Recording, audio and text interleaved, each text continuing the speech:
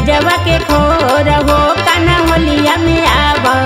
काहे भूली गइल ब्रिजवा के खोर हो कान्हा होलिया में आव।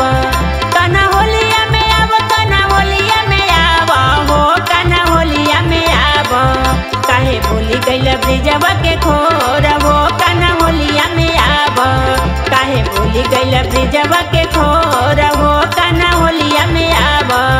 काहे भूली गइल ब्रिजवा के खोर हो कान्हा होलिया में आव। बोलो द्वारिका नाथ ब्रज रसिया की जय।